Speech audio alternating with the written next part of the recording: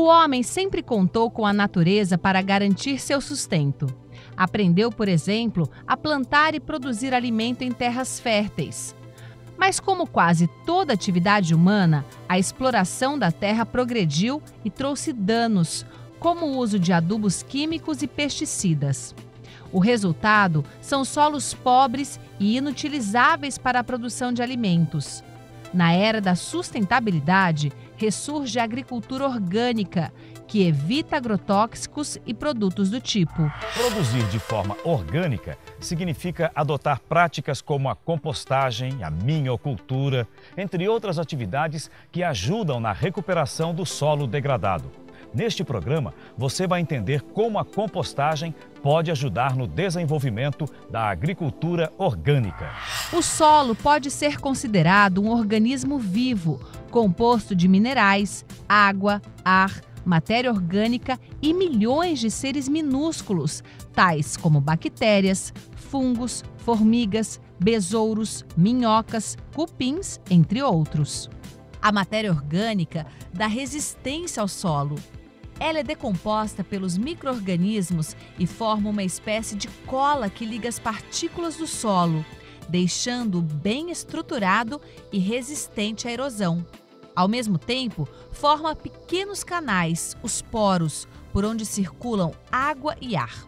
A terra com bom teor de matéria orgânica fica como uma esponja, retendo muito mais água e nutrientes e facilitando a sua absorção pelas raízes.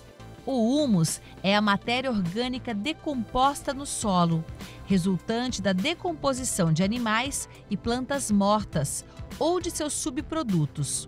O processo de formação do humus é chamado umificação e pode ser natural, quando produzido espontaneamente por bactérias e fungos do solo, os organismos decompositores, ou artificial, quando o homem induz a produção de humus, adicionando produtos químicos e água a um solo pouco produtivo. A compostagem é uma forma de fabricar humus para utilização como composto, ou seja, fertilizante orgânico na agricultura. As minhocas têm grande importância para o processamento de matéria orgânica. Entre suas características estão solubilizar nutrientes nos solos minerais, apresentar alta capacidade de troca de cátions (CTC), liberar lentamente fósforo, nitrogênio, enxofre e água, melhorar a nutrição das plantas em micronutrientes pela formação de quelatos, reduzir a toxidez de pesticidas e outras substâncias, melhorar a estrutura do solo, favorecer o controle biológico pela atividade microbiana, melhorar a capacidade tampão do solo, isto é, reduz as alterações do pH. Possui hormônios reguladores que exercem efeito de crescimento. Aumenta a capacidade de absorção de água. A preservação ou mesmo o aumento do teor de matéria orgânica no solo é essencial para a manutenção do processo produtivo da agricultura. A preservação da matéria orgânica se faz através da combinação de várias técnicas de manejo, tais como adubação orgânica, conservação do solo e da água, adubação verde, rotação e consorciação de culturas, manejo adequado dos restos culturais, cultivo mínimo e ou plantio direto. É de importância fundamental na preservação do solo o uso de uma boa prática cultural. Quer dizer, um jeito correto de manejar o solo na produção de alimentos. Existem práticas de conservação do solo que vale a pena conhecer. A prática é adequada a um nível diferente de declividade do solo. Então é preciso observar a inclinação do terreno. Se o nível de declividade for de 0 a 3%, os procedimentos recomendados são aração-gradagem, sulcamento e plantio em curvas de nível. Em terrenos inclinados, a aração é feita em curvas de nível. A terra sempre é virada da parte mais alta para a mais baixa. Declividade de 3 a 6%. Aração, gradagem, sulcamento e plantio, em faixas de retenção conforme o tipo de solo. Declividade de 6 a 12%. Terraços em nível ou gradiente, conforme tipo do solo. Declividade de 12 a 18%. Terraços em nível ou gradiente, faixas de retenção para maior proteção ao solo. Declividade acima de 18%. Aconselha-se destinar a área para fins de pastagem, refúgio da fauna e reflorestamento. A boa conservação do solo é fundamental no plantio. Outro fator importante é como o solo será alimentado para ser mais produtivo e sustentável.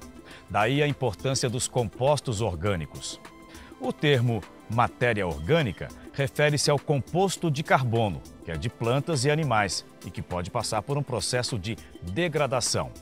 Na biodegradação, esse processo é realizado com a ajuda de micro-organismos. Quando a degradação ocorre num espaço aberto de ar, ela recebe o nome de aeróbica. Quando esse processo é na ausência do ar, a degradação recebe a denominação de anaeróbica. Vamos conhecer um pouco mais sobre o papel dos micro-organismos na produção de matéria orgânica. Eu estou aqui com o Mauro Regis. Vamos lá, Mauro, senta aqui um pouquinho. Ele que é doutor em biotecnologia industrial. Eu acabei de falar que nós precisamos entender mais sobre a importância, o papel dos micro-organismos na produção da matéria orgânica, tão importante aí na recuperação do solo, na preparação do solo para o plantio. Fala dessa importância para a gente. A função principal, quem exerce na realidade são os micro-organismos, né? Nós vamos dar um aporte, como já foi dito, para que ele trabalhe da melhor maneira possível. Um material desse, como nesse caso aqui, casca de mamona, é um material muito duro, tem a relação carbono-nitrogênio muito alta, então a gente tem que dar um aporte para esse micro-organismo poder trabalhar melhor, independente se esse material vai ser bem compostado ou se vai ficar uma compostagem mediana. A intenção é que ele starte e ele possa cumprir o papel dele, que é tentar degradar esse material tão duro, né? Eu queria até saber essa composição, que é para quem está acompanhando a gente e está interessado nesse assunto da compostagem. Qual a porcentagem aí, Mauro, de material orgânico, do material animal, do esterco animal que se deve utilizar nessa mistura? A gente parte do princípio do mínimo, né? Para ter um composto orgânico de qualidade mediana, né, ou razoável, a gente tem que partir da proporção mínima. 30% de esterco animal, 70% de palhado, de material orgânico, de resíduo, né? E se você quiser melhorar cada vez mais, você vai aumentando a quantidade de esterco em relação à quantidade de material a ser trabalhado. O composto orgânico vem sendo usado há milênios por agricultores de todo o mundo, tendo valor reconhecido na melhora da produtividade dos solos e no aumento da disponibilidade de nutrientes para as plantas. Quando incorporado ao solo, o composto atua nas suas propriedades químicas, físicas e biológicas, trazendo inúmeros benefícios que resultam no aumento da produtividade vegetal. O composto orgânico tem diversas vantagens. Veja só, atua como fonte de macronutrientes. São os nutrientes usados em maior quantidade pelos seres vivos. Nitrogênio, fósforo, potássio, cálcio, magnésio e enxofre. E micronutrientes. São os nutrientes usados em menor quantidade pelos seres vivos. Manganês, ferro, cloro, cobre, zinco, cobalto, boro e molibdênio. Corrige o pH, exercendo efeito tampão nos solos ácidos, pois aumenta de 10 até 15 vezes a capacidade de troca catiônica pela sua elevada área de superfície de contato. Exerce importante função na produção dos nutrientes que são mais facilmente utilizados pelas plantas. Exerce efeito controlador sobre muitas pragas de plantas. Favorece as condições físicas dos solos, como a aglutinação e a estabilidade dos agregados. Exerce função protetora e atua como fonte de nutrientes para os micro-organismos do solo. Aumenta a capacidade de retenção de água e a permeabilidade do solo. Reduz os efeitos da erosão e das suas consequências. Facilita o trabalho no solo, através da descompactação do mesmo. E não esqueça, Quanto mais pobre for o solo, mais composto orgânico deve ser usado.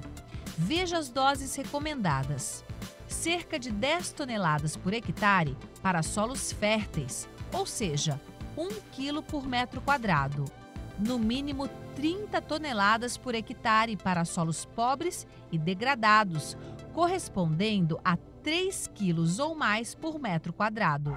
Olha, existem muitas receitas de compostagem e cada agricultor, cada pessoa que vai trabalhar nessa área pode ter o seu jeito especial de trabalhar, porque afinal de contas, cada um tem uma variedade de materiais à sua disposição. A ideia básica é aproveitar todo o lixo orgânico ou a sobra orgânica aqui no sítio, na fazenda, lá em casa, para poder trabalhar a compostagem. Aí eu continuo aqui com o Mauro Regis. Mauro, eu começaria colocando a seguinte questão: como escolher o local ideal para a compostagem? Por exemplo, nós estamos aqui num quintal, no sítio. Esse aqui é um local bom para a compostagem ou não? Não, aqui a gente vai aprender o que não se deve fazer. O que não se deve fazer. Na questão da compostagem.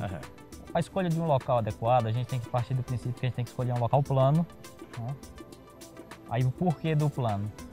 O local mais plano possível é porque se porventura vier a ter produção de chorume, a gente não vai querer que esse material comece a escorrer e ficar carregando material de solo. A questão é não gerar chorume numa compostagem. Boa lembrança. Acontece. Então essa palavrinha, ela já foi muito divulgada nos jornais, na televisão, o tal do chorume, do aterro sanitário e tal. Vamos lembrar novamente o que é exatamente o chorume. O chorume é um blend de materiais, uma mistura, né, de todos os nutrientes, quer sejam bons ou ruins, né, que existe naquele material que está sendo degradado, né, e ele sai na forma de um líquido, né, altamente poluente, né, de cor bem escura, um cheiro, um odor característico, horrível, forte, né? Muito forte. Né, e que ele é poluente. E vai penetrando. Ele é como se fosse o suprassumo do que tem no material que está sendo carregado. É um material rico em nutrientes, mas que está levando com ele também uma descarga de coisas que não são gases, boas. né? E ele vai penetrando, né? Contaminando o lençol freático. Pode contaminar lençol freático, água subsuperficial, poço artesiano. Então essa é a explicação que o Mauro estava dando. Olha, o local plano. E aí também, Mauro, seria o caso de uma fiscalização em cima daquela quantidade de material orgânico que está ali no processo de degradação ou biodegradação, para que não haja a produção desse excesso de líquido, como é?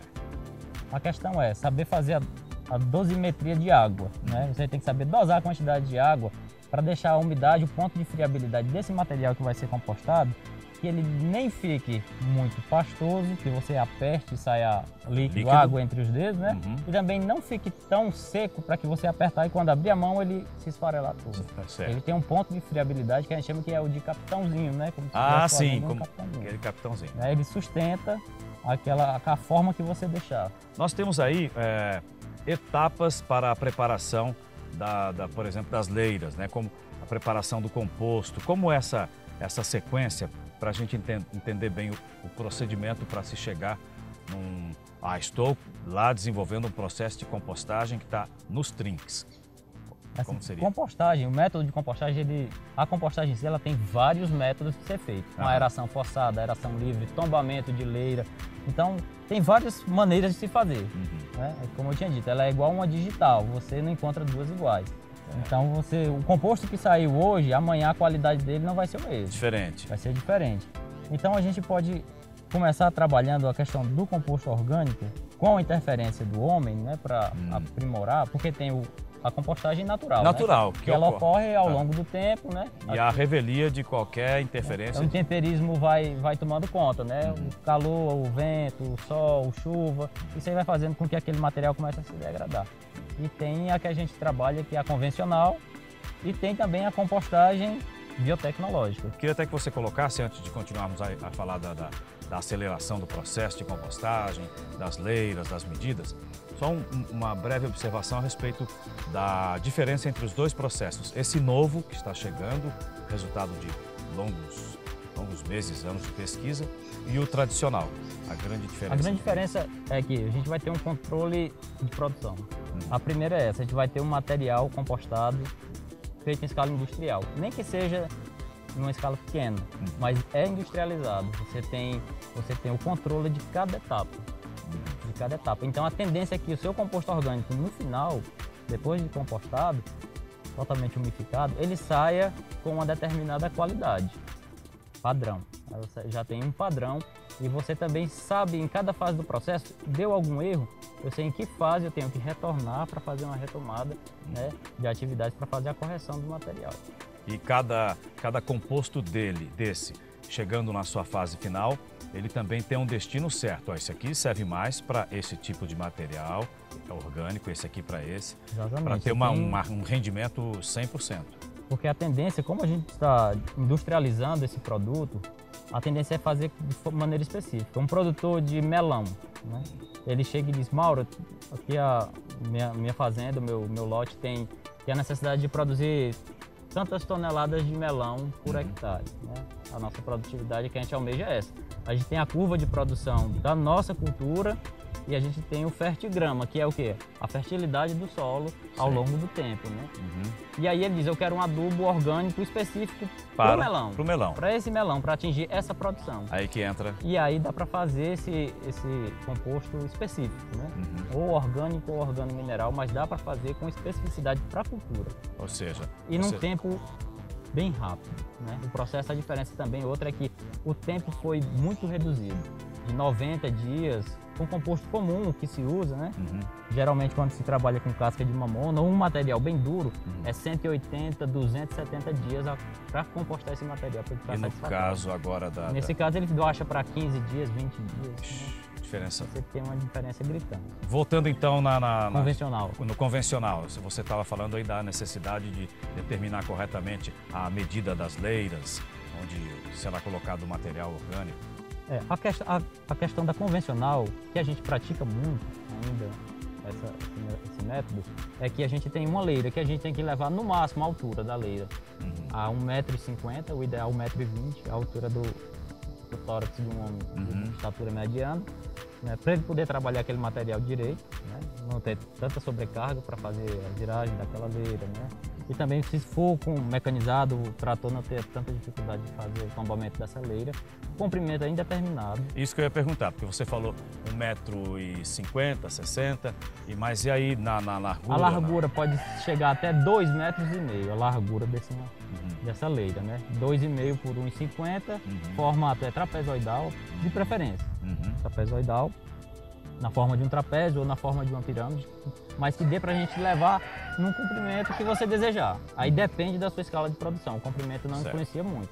Mas altura e largura, o que se tem como padrão são esses. Agora, o que é que você pode falar sobre a aceleração da decomposição nesse processo? Que etapa que se trabalharia com aceleração? Quando a gente fala de aceleração, a gente subentende que a gente está falando de manipulação de micro-organismos. Eu vou ter que manusear um micro-organismo para acelerar. Quem faz com que a degradação ocorra são os micro-organismos, então eu tenho que, para acelerar, manipular micro-organismos. E aí a gente tem que conhecer o material para saber o que contém naquele material, né?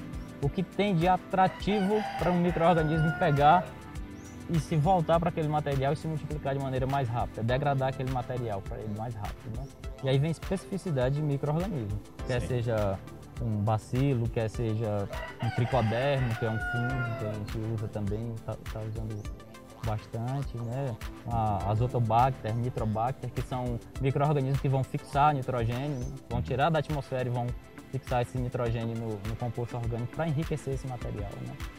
Mauro, pensando nisso, a pessoa que está nos acompanhando agora, está interessada nesse assunto, pode ainda estar achando um pouco confuso, mas já ouviu falar e tal. Qual o canal de informação? A quem ela deve procurar no nosso espaço aqui no Ceará, em Fortaleza, universidade, principalmente você que já é um doutor na matéria? A Universidade Federal do Ceará, a qual sou parceiro e estudei lá minha vida acadêmica praticamente toda, nós temos o Núcleo de Ensino e Pesquisa em Agricultura Urbana, que é o NEPAL, né? E lá a gente tem toda essa parte de compostagem, tanto a convencional quanto a biotecnológica, está sendo implantado lá na Universidade Federal. A gestão do resíduo sólido orgânico da universidade vai ser feita por esse método de compostagem, Lá é uma área bem ampla e a gente oferece cursos, né, de extensão para estudantes e não estudantes, né, para produtor rural, para quem quer trabalhar com isso, quem quer ser um microempresário, um empresário na área de compostagem. Então a gente oferece 2 ou até 3 cursos por ano, principalmente na Semana do Meio Ambiente. A 170 quilômetros de Fortaleza, numa comunidade que fica bem no meio da vegetação, na cidade de Canindé, vive o senhor Domingos Forte, um agricultor com um pouco mais de 40 anos e que tem presas na terra as verdadeiras raízes da vida sertaneja.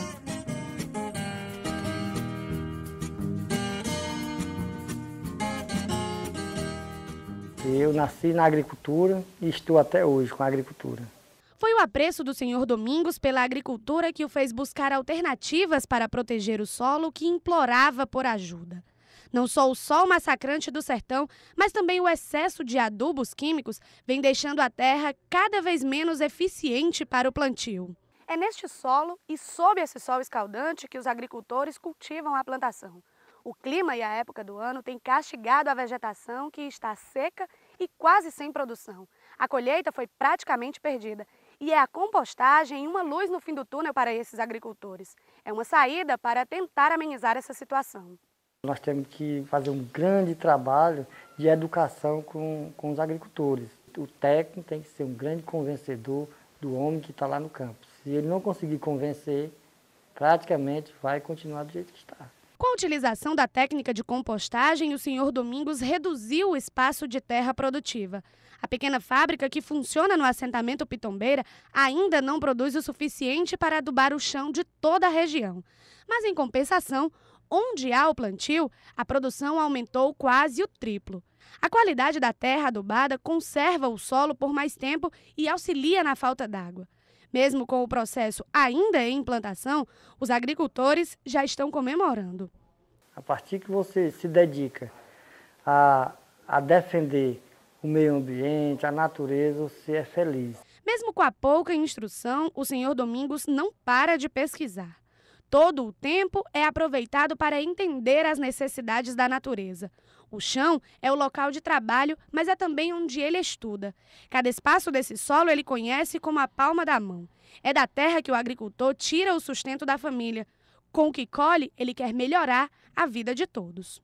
E sempre, para mim, o meu maior professor é a natureza, é a terra. Eu aprendo tudo aqui. Foi na agricultura que o senhor Domingos nasceu e é aqui que ele pretende continuar. Para ele, o progresso não está nas grandes cidades, está onde as raízes estão. Eu tenho 4 filhos, estou procurando que eles estudem, que eles se formem aqui, que eles sejam agricultor e doutor. Eu não vejo essa diferença. Eu não vejo essa diferença. Muitas das vezes, por que é que você não pode ser doutor e agricultor? Eu acho que pode.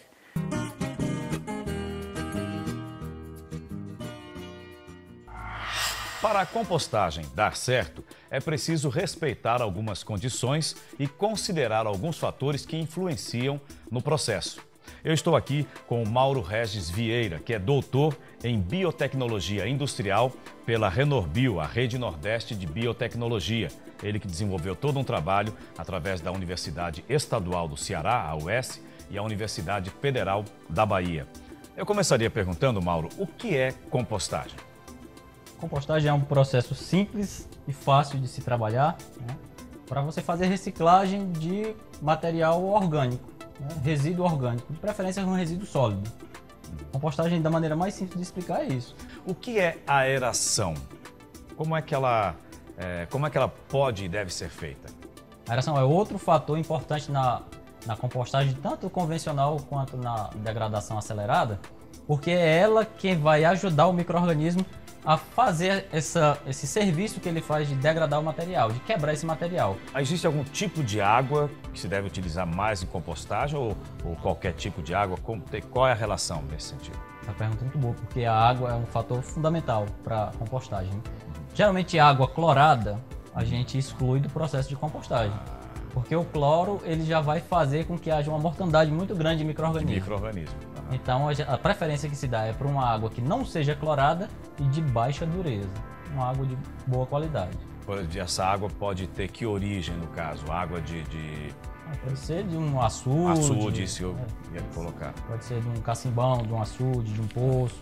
ou a água mesmo, a água vindo do sistema de abastecimento de água, mas sofrendo um pré-tratamento para que esse cloro volatilize. A gente deixa a água em repouso, 48 horas depois essa água já está pronta para ser usada, porque o cloro volatiliza e não fica mais... A compostagem nem sempre dá certo. Alguns problemas podem ocorrer em alguns momentos do processo. Eu estou aqui com o Mauro Regis, que é doutor em biotecnologia industrial, e ele vai nos falar dos problemas e também das soluções. Mauro, que problemas podem ocorrer na fase de degradação ativa da compostagem? O maior problema que ocorre é não startar a compostagem. Às vezes não tem um aumento de temperatura, e aí o produtor vai ficar perguntando por que será? Por que será que essa leira que eu coloquei, que eu venho revirando, a temperatura não aumenta, o material não começa a ser degradado, não muda a coloração, não reduz o tamanho da partícula, o volume da leira não diminui? Provavelmente seja por causa do conteúdo microbiológico que está atuando naquela leira. O micro-organismo não consegue se desenvolver de maneira satisfatória para degradar aquele material. E aí, como resolver essa questão? Desmonta tudo, retira tudo, mistura de novo, o que faz? A tendência é essa, é você pegar, abrir essa leira, colocar novamente esterco, ajustar de novo a umidade e esperar durante uns 5 a 7 dias no repouso dessa leira para que ela comece a startar a temperatura dela. A temperatura tem que começar a se elevar. Ele tem que ficar sempre com um termômetro, ou então com uma vara de ferro, colocando no centro dessa leira, tira e pega. Se ele suportar, a temperatura está boa. Se tiver bem quente para ele não suportar, a temperatura já está muito alta. E se estiver frio, se estiver muito alta, aí a gente tem que abrir um pouco a leira. Não pode ser extremista, nem tão pouca temperatura, nem tão alta temperatura. Isso, se ele perceber que está muito frio. Aí ele tem que abrir aquela leira, colocar mais esterco, de preferência de outra procedência do primeiro. Que não seja o mesmo do primeiro, porque o primeiro já não deu certo, né? Funcionou. Então ele tem que colocar de novo e fazer o mesmo processo e esperar. Ajustar a umidade, deixar aquela leira lá em descanso. Você está deixando claro aí que a temperatura ideal seria em torno de 75 até 85 graus no máximo. Ali, para ter um produto final legal. Satisfatório. Interessante. Na fase de maturação, tem algum problema específico que pode ocorrer? A compostagem em si, o processo do início até o final, já vai na degradabilidade desse resíduo, ele vai com o tempo maturando, né? Essa fase de maturação a gente chama de solubilização, que é onde o micro-organismo ele vai lançar uma série de componentes, né, de ácidos, que vai soltar aquele material rico, aquele nutriente rico para a planta, né, para ele ficar disponível para aquele composto, quando chegar no solo, a planta absorver de maneira satisfatória. E aí nessa fase é que a gente tem que tomar o cuidado de saber se esse material está sendo bem compostado ou não, né, e se ele vai reduzindo a temperatura dele gradativamente.